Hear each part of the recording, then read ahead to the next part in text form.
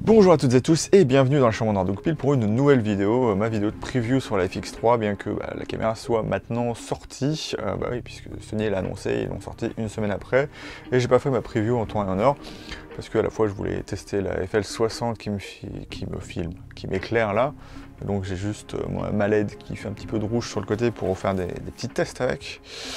Et donc je vais revenir sur la FX3, du coup j'ai pas fait de vidéo parce que vous en avez pas eu cette semaine-là, parce que tout simplement je travaillais pour aider, et voilà.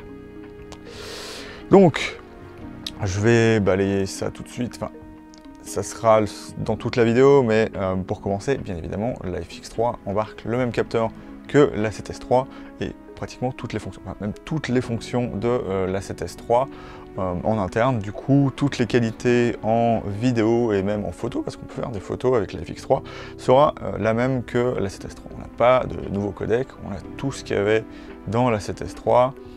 On a en plus le S-Cineton, sauf que maintenant le Cineton on l'a aussi dans la 7S3, ce qui a montré bien évidemment que du coup c'était pas une limite de la 7S3, et donc si les deux appareils photo caméra sont proches, moi il me semble que c'est parce que en fait ils ont voulu sortir la 7S3 à la place de la 1 parce que il n'y avait pas les Jeux Olympiques, et ils ont quand même sorti la 1 maintenant parce que je pense que un peu plus tard il sera un peu dépassé, mais ils ont quand même dû améliorer des choses dedans, et ce qui me fait dire ça, c'est qu'il a quand même un viseur presque un peu trop défini pour son capteur, le A7S3, mais c'est que ma théorie. Et donc ça explique que la FX3 est pratiquement les mêmes specs que la 7S3, mais c'est vrai que dans cette FX3 on va retrouver beaucoup de caractéristiques, surtout photo. Apparemment on a les mêmes outils de balance des blancs que sur le A7S3, et apparemment c'est un peu mieux que sur la FX6 bizarrement. Donc voilà. Après, qu'est-ce qu'on va pouvoir dire? Le problème de cette FX3, c'est qu'on va pas avoir de viseur. Il n'y aura pas de filtre ND aussi, ce qui est un petit peu problématique pour une caméra vidéo, hein. C'est vraiment une entrée de gamme dans la série FX. Donc moi je trouve que c'est il y a un peu un côté cosmétique là-dedans, parce que ce qui est très important pour filmer, c'est des filtres ND. Donc vous allez me dire, oui, c'est des trucs de caméra super, pas forcément, puisque un des intérêts des Blackmagic Pocket 4K et 4K et 6K, c'est d'avoir un filtre ND intégré, et même maintenant la 6K Pro. Donc c'est un petit peu dommage, on a un appareil photo, enfin je dis appareil photo, mais ça fait des photos, mais c'est une caméra quand même à ce niveau-là qui sera quand même pas très intéressant.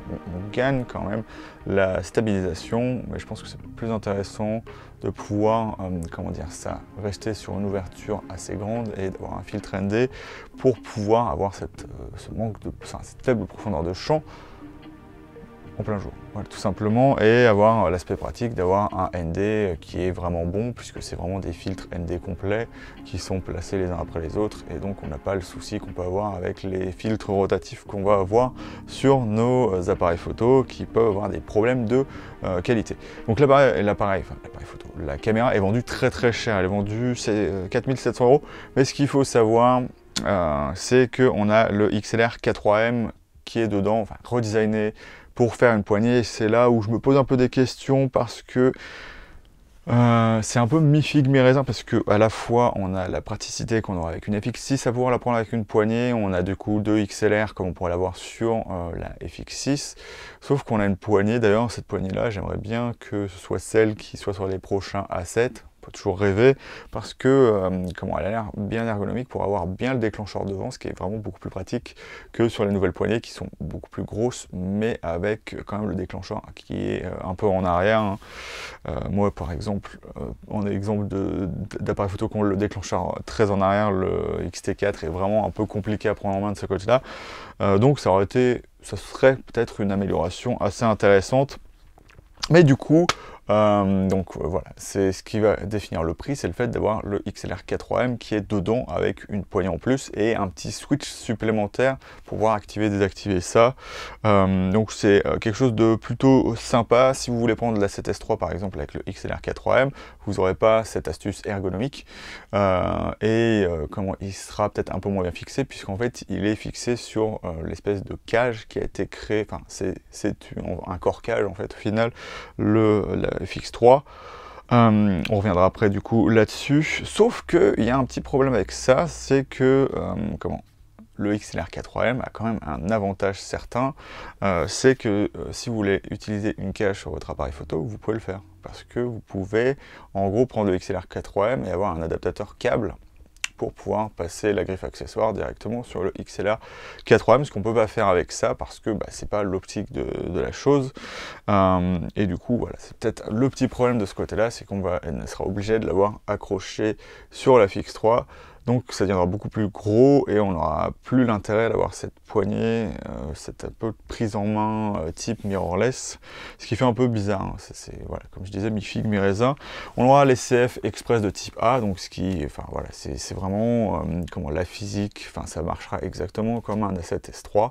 Et ça marche plutôt très bien, un A7S3, donc plutôt, enfin, il n'y a pas de problème là-dedans. C'est juste qu'il y a plein de gens qui font, ouais, mais machin, mais ça ressemble trop à un A7S3 pour être intéressant. Pourtant, vous continuez à acheter des voitures qui sont plus grosses, mais qui ont les mêmes voitures, les mêmes moteurs, les mêmes châssis que des voitures plus petites, et qui sont juste des veaux par rapport aux voitures plus petites, et vous vous plaignez pas de ce côté-là.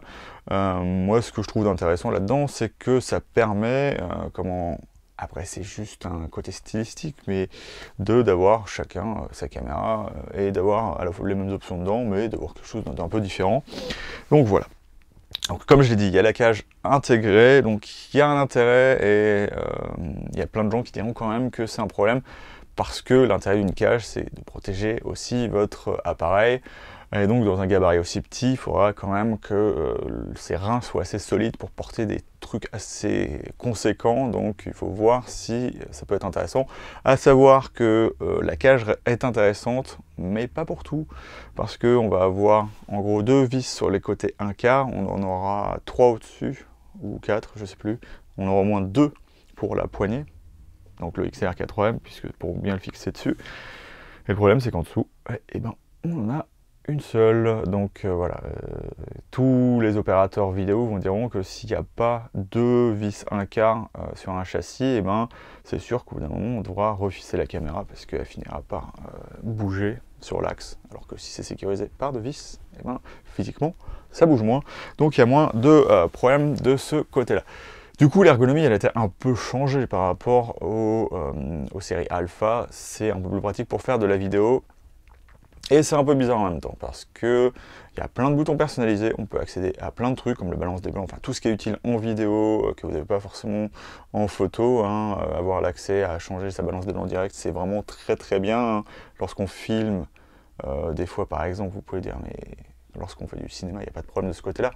Mais par exemple, lorsqu'on fait des expositions dans des espèces de salles polyvalentes ou des choses dans le genre, oui, il y a des pros qui peuvent filmer là-dedans, il peut arriver qu'une lampe n'ait pas la même température de couleur que l'autre, donc si vous switchez, il va falloir pouvoir, sur les caméras par exemple Canon, certaines, vous avez un petit switch qui va vous permettre de changer de balance des blancs, et donc ça peut être quelque chose d'intéressant. Le joystick au-dessus, je suis un peu moins convaincu dans le sens où on reste avec une poignée type photo.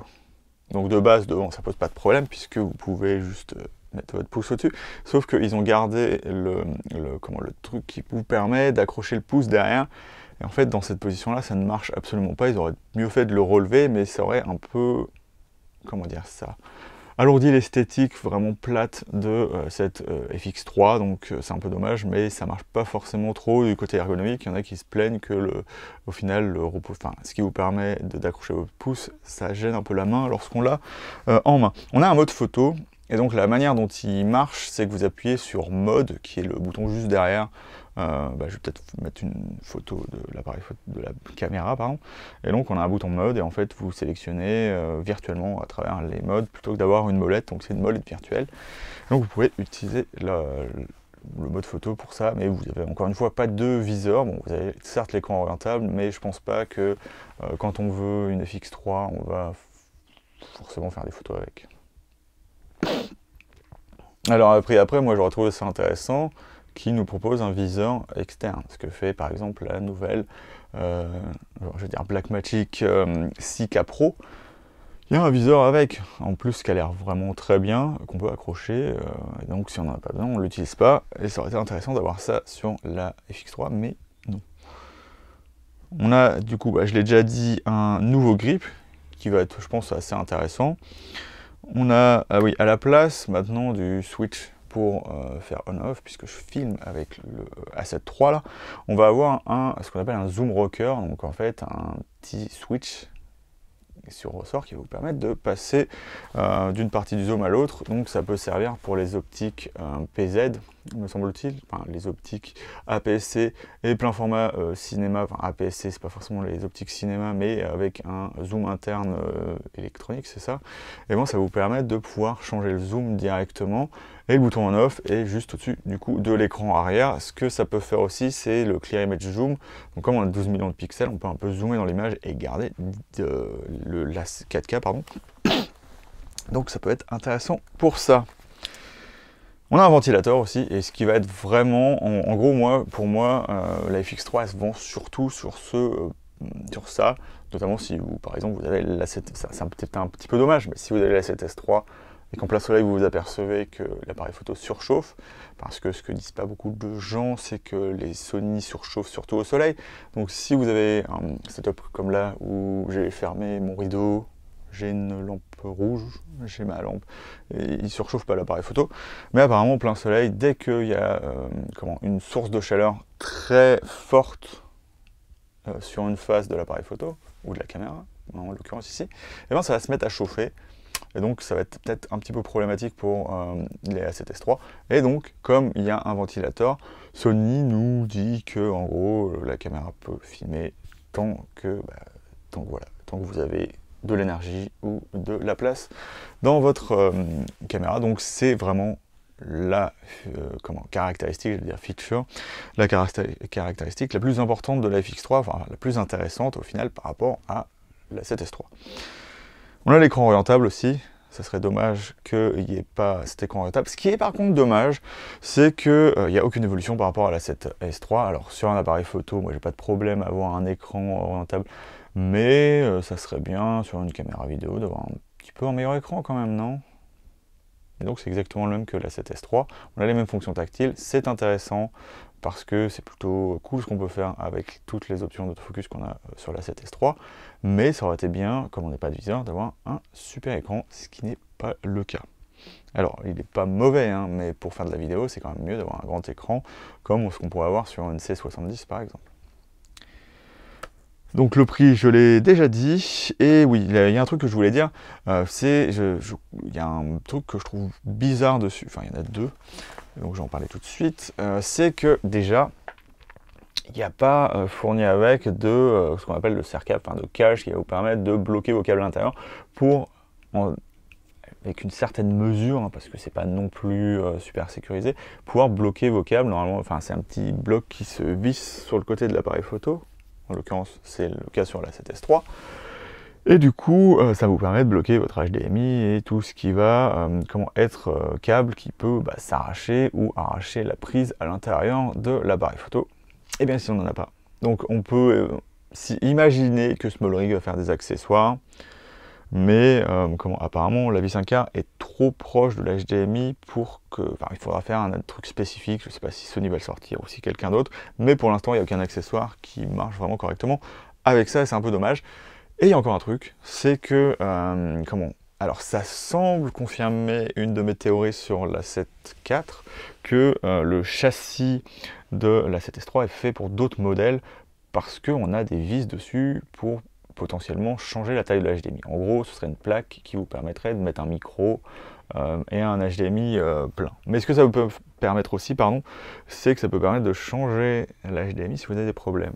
Et bien, il n'y a pas ça sur la FX3. Donc ça semble confirmer ma théorie comme quoi c'est juste une astuce pour pouvoir garder le même boîtier tout en l'adaptant à des générations supérieures, ou juste le A7 IV, ou même la 7R5. Et donc le problème, c'est que si vous le cassez, vous ne pourrez pas l'enlever, tout simplement. Alors que normalement, si l'HDMI pète, je pense, sur le A7S3, il y a moyen de l'enlever, si vous avez des compétences en soudure, de pouvoir le remettre. Mais là, ce ne sera pas possible. Donc ça fait un désavantage pour la FX3 au final. Et donc on aura le même genre de stabilisation que le A7S3. Donc pour moi, il y a beaucoup de gens qui ne vont pas aimer ce genre de stabilisation parce que c'est pas énorme. Il y a quand même les données gyroscopiques qui vous permettent de faire des trucs vraiment pas mal. Mais pour moi, la stabilisation sur le capteur, c'est pas forcément la meilleure chose du monde et je trouve que le A7S3 s'en sort honnêtement de ce côté-là. Et du coup, enfin, mon avis personnel, c'est que c'est assez intéressant, mais c'est pas un appareil, enfin une caméra que j'achèterais. Si elle avait été vendue au prix sans les taxes, donc c'était quoi, 3750 €, j'aurais certainement pas c'est le cas. J'aurais pu l'acheter, je pense. Mais je pense sérieusement plutôt investir dans un A7 IV avec le XLR 4.3M. Même si j'ai plein d'autres choses à acheter autour pour pouvoir faire des vidéos correctement. Mais voilà, pour moi c'est plus simple de faire ça puisque oui, je fais de la photo. Et puis voilà.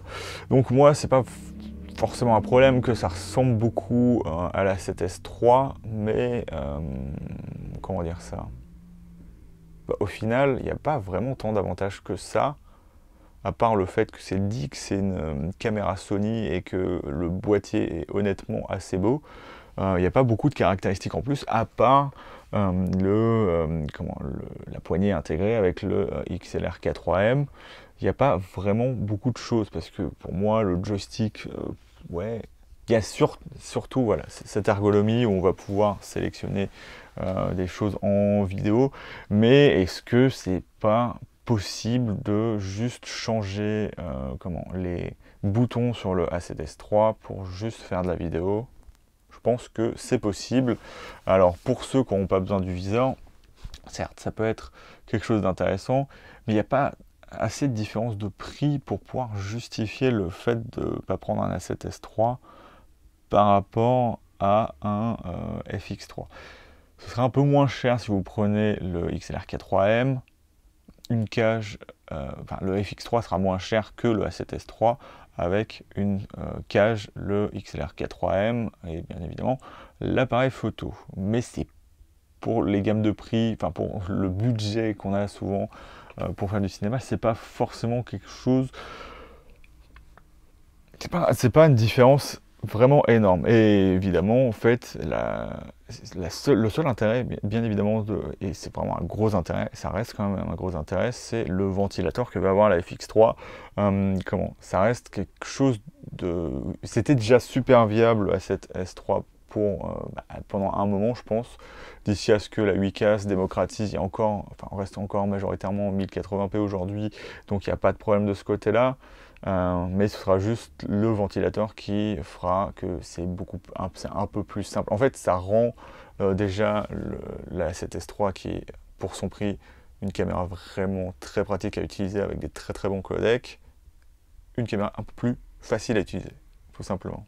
Donc on augmente d'un cran l'interface utilisateur, on va dire, enfin la façon d'être utilisée et le fait de pouvoir faire des choses avec par rapport à la 7S3. Et en plus, apparemment, la FX3 reste quand même tropicalisée, donc en fait le ventilateur est quand même indépendant du reste, donc je ne sais pas si s'il y a de l'eau dessus, le ventilateur marchera toujours, mais apparemment l'appareil photo marchera toujours, la caméra marchera toujours. Donc c'est un peu mon retour sur la FX3, une caméra qui sera aussi bonne que l'était déjà au final la 7S3, avec un petit peu plus de facilité d'utilisation au final. Et moi je vais rester là-dessus. Si vous avez des questions ou si vous avez